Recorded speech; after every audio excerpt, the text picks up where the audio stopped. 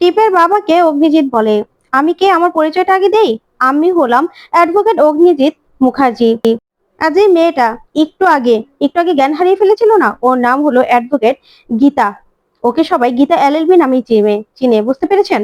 তখনই পলয় বলে, দাঁড়াও দাঁড়াও, আগে আমাকে কথা বলতে দাও। এই, তোমার নাম কি? তোমার বাবার নাম কি?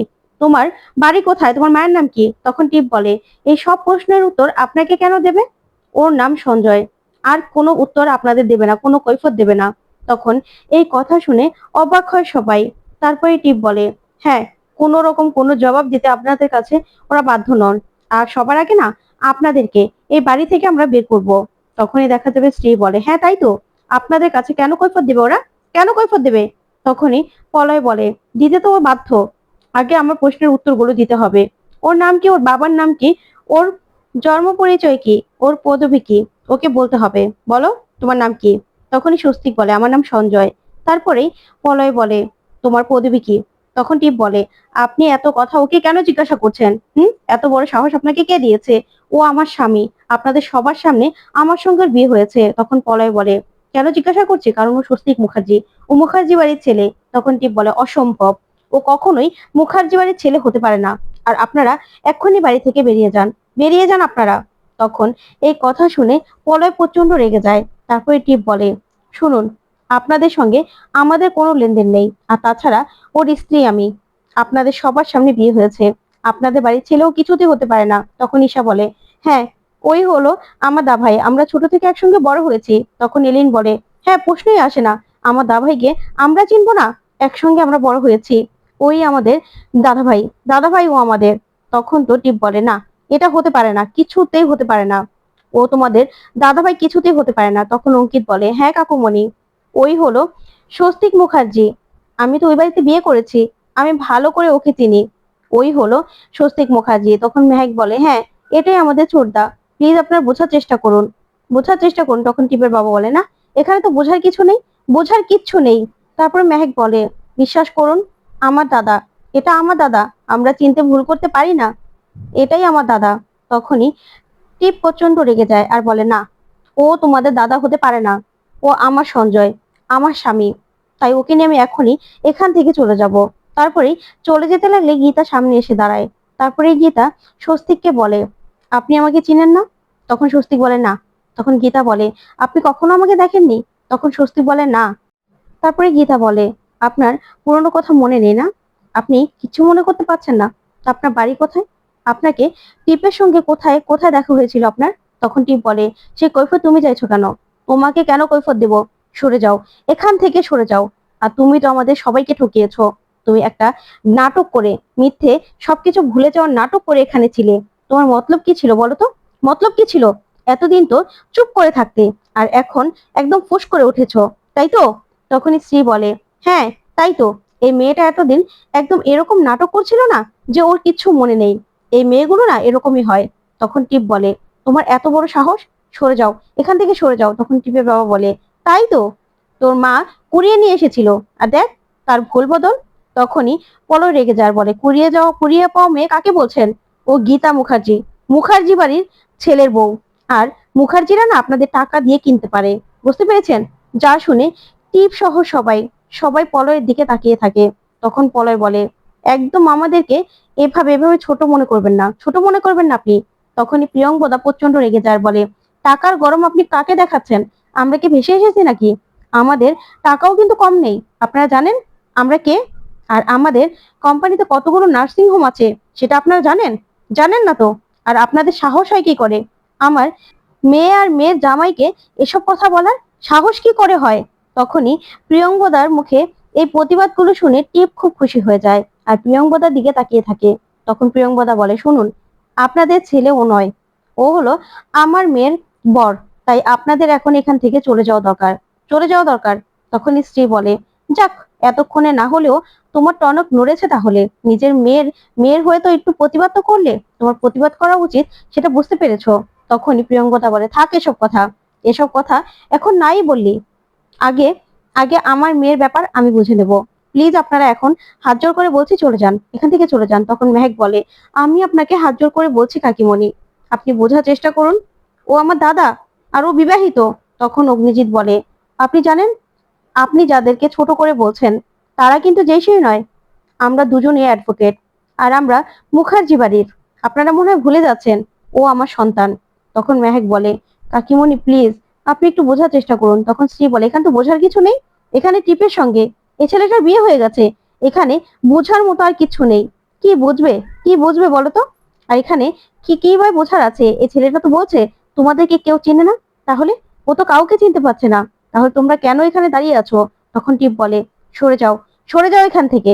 তখন গীতা না সরলেই তখন টিপ বলে, দেখো বড্ড বাড়াবাড়ি হয়ে যাচ্ছে, এবার এই বাড়াবাড়ির ফল কিন্তু তুমি দেখবে। এখন যদি এখান থেকে সরে না যাও তাহলে কিন্তু তোমার খবর আছে। তখনই গীতা বলে ওঠে, কি করবে তুমি, কি করবে? তখন টিপ বলে, কি করব দেখবে তুমি।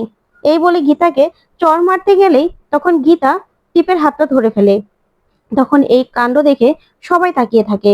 ওইদিকে টিপ প্রচন্ড রেগে যায়। তখন গীতা বলে, শোনো, বিয়ে করেছো, হ্যাঁ, আগে পার্টি করতে তাই তো, মদ্যপান করতে শুনেছি, হ্যাং আউট করতে শুনেছি, লং ড্রাইভে যেতে তাও শুনেছি, তোমার বাজে নেশাগুলো সব শুনেছি, তুমি প্রেম করতে তাও শুনেছি, কিন্তু কোনোদিনও মারপিট করেছো? করনি তো। কিন্তু আমার না, আমার নামে খুব বাজে একটা প্রচলন ছিল যে গীতার কোর্টের মধ্যে মুখ চলে আর কোর্টের বাইরে না হাত চলে। তাই আজকে আজকে শুধুমাত্র ওই মহিলার দিকে তাকিয়ে তোমাকে আমি ছেড়ে দিলাম, না হলে তোমার এমন অবস্থা করতাম না, তুমি সারা জীবন মনে রাখতে। বুঝতে পেরেছো? আমার দিকে হাত বাড়ানোর চেষ্টাও করবে না। তখন তো এই কথা শুনে প্রিয়ঙ্বদা গীতার দিকে তাকিয়ে থাকে। তখন গীতা বলে, উনি আমার স্বামী, স্বস্তিক মুখার্জি।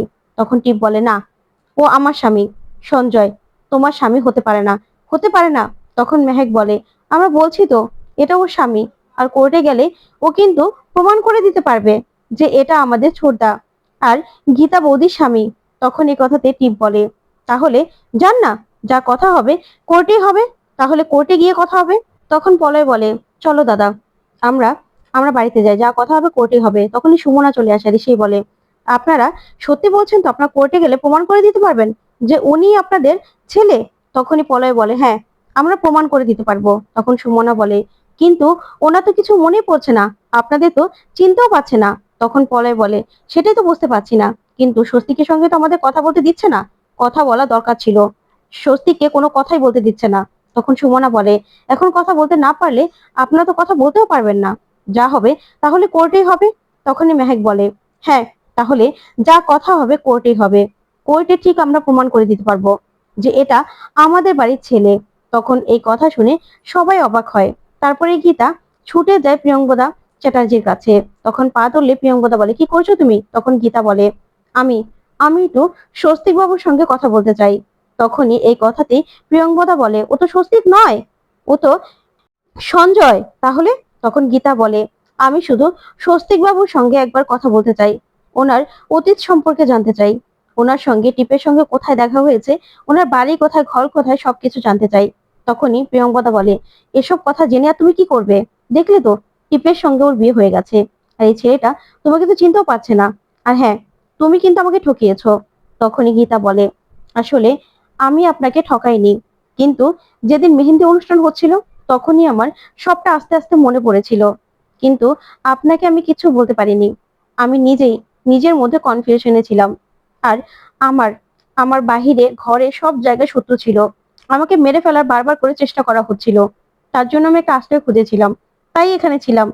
কিন্তু এই সময়ে যে আমার সব থেকে পাশে থাকার কথা ছিল, আমার স্বামী, সেই এখন আপনার মেয়ে টিপের পাশে দাঁড়িয়ে আছে। তার জন্য না, এখন আমি আর সেই কথাগুলো তুলতে চাই না। কিন্তু আপনাকে আমি ঠকাইনি, বিশ্বাস করুন, আপনাকে আমি ঠকাতে চাইনি। কোর্টে যেতাম না, কিন্তু এখন যা কথা হবে কোর্টে হবে, কোর্টে আমি প্রমাণ করে দেব উনি আমার স্বামী, স্বস্তিক মুখার্জি। তখন এই কথা বলে গীতা সেখান থেকে চলে যায়। তারপরে দেখা যাবে গীতা সবাইকে বলে, চলুন। তারপর স্বস্তিককে বলে, আমি কোর্টে সবটা প্রমাণ করে দেব, প্রমাণ করে দেবো আমি। এই বলে সবাই বেরিয়ে গেলেই এইদিকে টিপ স্বস্তিককে বলে, সঞ্জয়, তুমি চিন্তা করো না, সবকিছু ঠিক হয়ে যাবে, আমি আছি তো, সবাই তোমার পাশে আছে। তখন স্ত্রী বলে, কিন্তু টিপ, এটা কে? ওর বাবা কোথায়, ওর মা কোথায়, ওর বাড়ি কোথায়, ওর পদবি কি, সেটা তো আমাদের জানতে হবে। এ কে এই ছেলে? তখন টিপ বলে, সেটা জানা তো তোমাদের দরকার নেই, এই কোনো কিছুই জানার দরকার নেই তোমাদের। আজকে রাতটা পার হলেই কালকে আমরা হানিমুনে চলে যাব, ব্যাস। আমি আর কোনো রকম কোনো কোর্ট কাচারির ঝামেলায় জড়াতে চাই না। তখনই টিপের মুখে এই কথা শুনে অবাক হয়ে তাকিয়ে থাকে প্রিয়ঙ্বদা। ওইদিকে সঞ্জয়কে নিয়ে চলে যায় টিপ। এদিকে দেখা যাবে গীতারা মুখার্জি বাড়িতে ফিরে এসেছে। তখনই অগ্নিজিৎ মুখার্জি গীতাকে বলে, কোথায় ছিলে তুমি? এতদিন কোথায় ছিলে? আর কি করে বা ওই বাড়িতে তুমি পৌঁছলে? কি করে? তোমাকে সব জবাব দিতে হবে, সব জবাব দিতে হবে। তখন গীতা বলে, হ্যাঁ জবাব দেবো তো। যখন আপনারা সবাই এই বাড়ি থেকে আমাকে তাড়িয়ে দিলেন, তখন ঈশা বলে, ভুল বলছো কেন? আমরা তো তোমাকে তাড়াইনি, তোমাকে তাড়িয়েছে তোমার শ্বশুর মশাই। তখন গীতা বলে, হ্যাঁ তোমার কাকুমণি আমাকে তাড়িয়ে দিয়েছিল যখন, তখন আমার বাবার বাড়িতে গিয়েও আমি ঠাঁই পাইনি। কারণ আমার দিদি সেখানে কলকাঠি নাড়ছিল। তখনই এই কথা শুনে গিনি বলে, কেন আমি কি ভুল করেছি নাকি? আমার বাবা যদি তোকে আশ্রয় দিত, তাহলে তো আমার শ্বশুর মশাইকে অপমান করা হতো, তাই না? ভুল প্রমাণ করা হতো। সেটা তো আমি হতে দিতে পারি না। তুই যে অন্যায় করেছিলি, তাতে কেউ তোকে ঠাঁই দিত না, কেউ না। তখন গীতা বলে, আমি কোনো ভুল করিনি, আমি কোনো ভুল করিনি বললাম তো। তখন মেহেক বলে, থাক না গীতা বৌদি, থাক, এসব কথা এখন থাক। তুমি বরং যে কথা সবাই শুনতে চাইছে সেটা বলো। তখন গীতা বলে, বলছি তো। তারপরে কাব্যা আমাকে আশ্রয় দিয়েছিল, কিন্তু পরক্ষণে আমি বুঝতে পারি যে ও আমাকে আসলে একটা ঘরে নজরবন্দি করে রাখতে চেয়েছিল, কিন্তু কেন সেটা বুঝতে পারিনি। তখন পদ্ম বলে, হ্যাঁ আসলে কাব্যিয়াদের সব প্ল্যান তো আমি জানি। ও চেয়েছিল তোমার বাচ্চাটা ওর সামনে জন্মাক, তারপরে তোমার বাচ্চাটাকে ও নিজের কাছে রেখে দিতে চেয়েছিল, সেই বাচ্চাটার ও মা হতে চেয়েছিল, আর তারপরেই তোমাকে মেরে ফেলতো, ঠিক যেমন স্বস্তিক দাদাবাবুকে মেরেছে। তখন অগ্নিজিৎ মুখার্জি বলে, এসব কথা থাক, কোর্ট প্রমাণ চায়, প্রমাণ চায় কোর্ট। তখনই এলিন বলে, দেখো জেঠু, এটা না তোমার কোর্ট নয়। তুমি আইনের বাইরে দাঁড়িয়ে তোমার মেয়ে ভেবে তোমার পুত্রবধূ ভেবে তুমি সবটা বিচার করো না। তুমি কেন এসব কথাগুলো বলছো? তখন গিনি বলে, এলিন তুমি বড্ড বার বেড়েছো না, বড্ড বেশি কথা বলছো। তারপরে গীতা বলে, আমি বলছি, সবটা বলছি। তারপরেই একদিন আমি গিয়েছিলাম থানায়। থানায় যাওয়ার পরেই আমি মধু ব্যাপারী দুজন লোককে আইডেন্টিফাই করে, তাদের ব্যাপারেই জানতে গিয়েছিলাম। তারপরে যখন একটা অটো থেকে নামি, তখন দুজন লোক আমার সামনে এসে দাঁড়ায়। তারপরে ওরা আমার মাথায় আঘাত করে, আর আমি সেখানেই পড়ে যাই। তারপরে আমার কিচ্ছু মনে নেই। তারপরে আমার যখন চোখ খুলি, তখন আমি দেখতে পাই যে আমি হসপিটালে আছি। তারপরে সেই ডক্টর আমাকে বলেছিল যে আমার মাথায় আঘাত করেছিল কেউ, আমাকে নাকি কুড়িয়ে এনেছিল সেই হসপিটালের মালকিন। তখন তো আমি জানতাম না, তখন আসলে আমার কিচ্ছু মনে ছিল না। আমার স্মৃতি নষ্ট হয়ে গিয়েছিল। আমার মাথায় প্রচন্ড পেন হতো, প্রচন্ড ব্যথা করতো, কিচ্ছু মনে করতে পারতাম না। তখনই প্রিয়ঙ্বদা মুখার্জি আমার সামনে দেবদূতের মতো আমার সামনে আসে। সে তার বাড়িতে বাড়িতে আমাকে আশ্রয় দেয়, একজন মায়ের মতো করে আমাকে আশ্রয় দেয়, আমার খেয়াল রাখে। তখন তার বাড়িতে তার বাড়িতে আমি যখন ছিলাম, তখনও না আমি কিচ্ছু মনে করতে পারছিলাম না। আমার বাচ্চাটাকে পর্যন্ত আমি খুঁজতাম, যে আমার বাচ্চাটা কোথায়, আমার বাচ্চাটা যে আমার গর্ভে আছে, সেটাও না আমি বুঝতে পারিনি। আমি বুঝতেও পারিনি, সব সময় খুঁজতাম, আর কাউকে কিছু মনে করতে পারতাম না। কিন্তু একদিন তার বাড়িতে মেহেন্দি অনুষ্ঠান ছিল। তখনই আমার চোখের সামনে যেন সব স্মৃতিগুলো ভেসে আসতে থাকে, সব কিছু মনে পড়তে থাকে। তারপরে আমার সব কথাগুলো আস্তে আস্তে মনে পড়ে যায়। কিন্তু আমি একটা মানুষকে ঠকিয়েছি, প্রিয়ঙ্বদা চ্যাটার্জি, যে কিনা আমাকে ওই বাড়িতে আশ্রয় দিয়েছিল, সেই মানুষটাকেই আমি ঠকিয়েছিলাম। সেই মানুষটার কাছে আমি কিচ্ছু বলিনি যে আমার সবকিছু মনে পড়েছে। তখনই আমার সবকিছু মনে পড়তেই আমি সেখানে বিয়ে বাড়ি দেখতে পাই। তারপর অঙ্কিত বলে, আচ্ছা গীতা বৌদি, এখন না তুমি এগুলো নিয়ে চিন্তা করো না, চিন্তা করো না। তখন গীতা বলে, আমার মাথায় প্রচন্ড যন্ত্রণা হচ্ছিল, যন্ত্রণা, মাথায় কেমন যেন করছিল। আর এই সব কিছুর মধ্যেও আমি আমার সন্তানটাকে হারাইনি। আমার সন্তানটা আমার কাছে আছে, আমার পাশে আছে। তখন মেহেক বলে, কিন্তু গীতা বৌদি, তুমি তারপরে তারপরে কি হয়েছিল? তখন গীতা সবটা বলতে থাকে। তো বন্ধুরা, কেমন লাগলো আজকের আপডেট? কমেন্ট করে জানাও। ধন্যবাদ।